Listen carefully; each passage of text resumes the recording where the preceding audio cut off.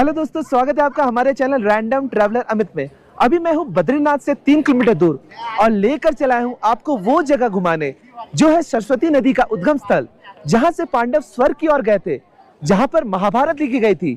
The first village of India, माना village. यह है माना विलेज का प्रवेश द्वार। चलिए बढ़ते हैं और इस खूबसूरत से माना विलेज को आपको घुमाते हैं। माना गांव को कुछ समय पहले तक भारत का आखिरी गांव कहा जाता था और माना गांव घूमने के लिए बद्रीनाथ से शेयरिंग टैक्सी मिल जाती है। ये रहा माना गांव का पार्किंग एरिया और ये रहा माना गांव का प्रवेश द्वार। आज बहुत बारिश हो रहा है, इसलिए हमें अम्ब्रेला या रेनकोट पहनकर घूमना पड़ेगा। लोकल सॉस्ट में 100 रुपीज में रेनकोट मिल जाती है।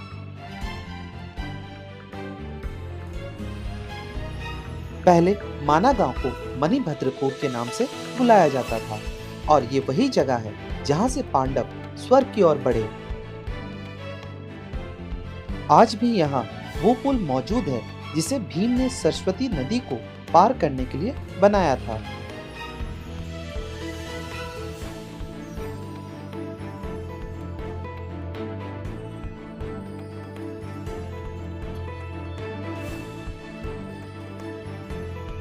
लोकल्स के अनुसार माना गांव को घूमने की शुरुआत गणेश गुफा से करनी चाहिए। दोस्तों, माना गांव आपको पूरा पैदल ही घूमना होगा। पार्किंग से आपको इस पॉइंट तक आना होगा। यहाँ से 2 रास्ते हैं, एक रास्ता इधर से चला जाता है और एक रास्ता इधर से चला जाता है। इस रास्ते से जाइएगा तो वेद व्यास का गुफा, गणेश गुफा आएगा और इधर से आएगा भीम पुल, सरस्वती धाम और केशव प्रयाग। सबसे पहले हम लोग चलेंगे गणेश गुफा और वेद व्यास गुफा घूमेंगे और आपको भी घुमाएंगे।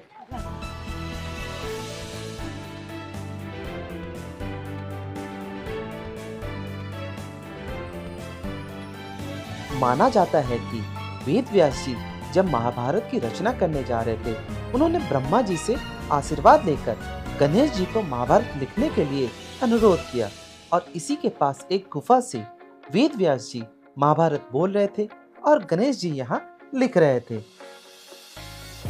सामने आप गणेश गुफा देख पा रहे हैं।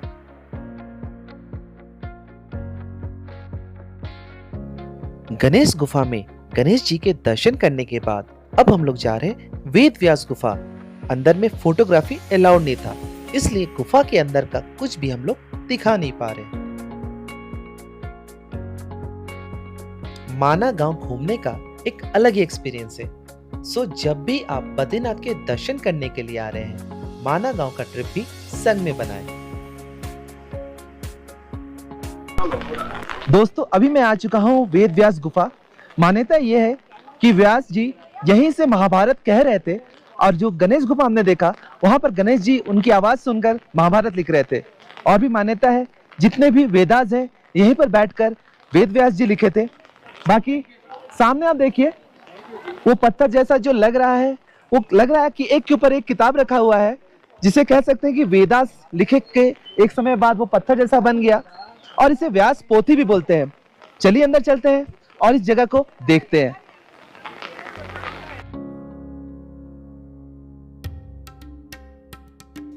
माना जाता है कि वेद व्यास जी ने यहीं पर वेदों को 4 भाग में बांटा था और साथ ही 18 पुराणों की रचना की थी।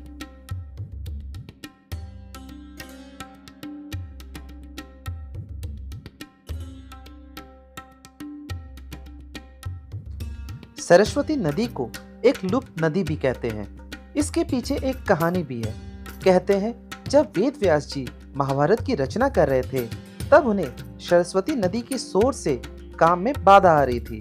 तब वेद व्यास जी ने गुस्से में सरस्वती नदी को लुप्त होने का श्राप दिया। तब से ही सरस्वती नदी लुप्त हो गई। सामने आप जो 2 पत्थरों के पीछे से सरस्वती नदी को आते हुए देख रहे हैं, उसे ही भीम पुल कहते हैं, जिसे भीम ने सरस्वती नदी को पार करने के लिए बनाया था। सामने आप सरस्वती मंदिर के दर्शन कर रहे हैं। चलिए मंदिर में चलते हैं और माता से आशीर्वाद लेते हैं।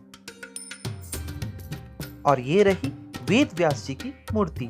दोस्तों, अभी मैं हूँ सरस्वती मंदिर के परिसर में और मेरे पीछे आप देख सकते हैं सरस्वती नदी का उद्गम स्थल यहीं से सरस्वती नदी उद्गम होती है और थोड़े दूर आगे जाकर पाताल लोक में विलीन हो जाती है। काफी खूबसूरत सी जगह है माना विलेज, और किसी को अगर सरस्वती नदी देखना है तो आपको माना विलेज तक आना पड़ेगा और सामने देखिएगा सरस्वती नदी का उद्गम स्थल।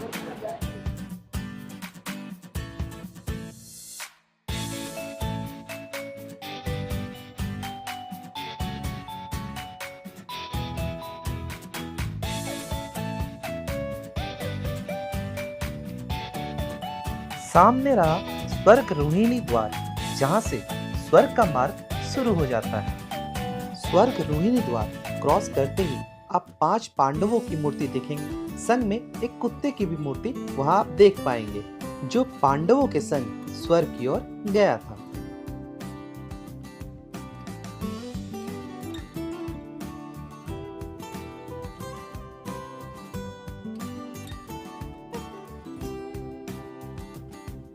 अब हम लोग आ गए हैं भारत का सबसे पहला दुकान। यहाँ आपको चाय, पकौड़ा, मैगी खाने में मिल जाएगा। दोस्तों, स्वर्ग रोहिणी द्वार क्रॉस करके मैं चला आया हूँ भारत का पहला दुकान। बाकी ये कह सकता हूँ, स्वर्ग रोहिणी द्वार जब क्रॉस किए उसके बाद बारिश रुक गया और धूप आ चुकी है। इससे कुछ दूर आगे जाएंगे, अप्रोक्सीमेटली 7 किलोमीटर दूर, तो वसुधारा फॉल्स भी है। काफी सुंदर सी जगह है, लेकिन हम लोग वहां नहीं जा रहे। अभी हम लोग यहाँ पे बैठेंगे, कुछ खाएंगे, फिर वापस अपने कार की तरफ बढ़ेंगे।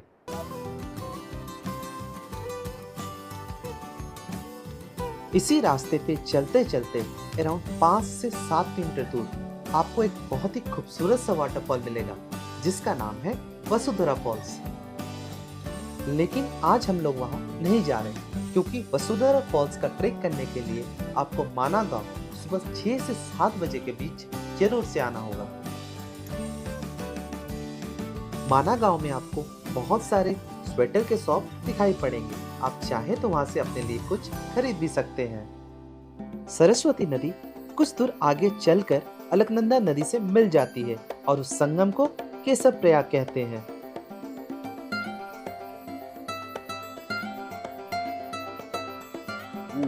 दोस्तों, मैं वापस माना विलेज घूमकर प्रवेश द्वार के निकट आ चुका हूं। आई होप इस पूरे वीडियो में आपने माना विलेज बहुत अच्छे तरीके से घूमा होगा। मैंने भी अच्छे तरीके से घुमाने की कोशिश की होगी। बाकी अगर आपको कोई भी प्रश्न है माना विलेज रिलेटेड, आप जरूर से कमेंट बॉक्स में पूछे।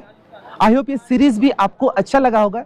कमेंट बॉक्स में जरूर से बताएं ये सीरीज आपको कैसा लगा। चलिए मिलते हैं आपसे किसी और दिन किसी और जगह।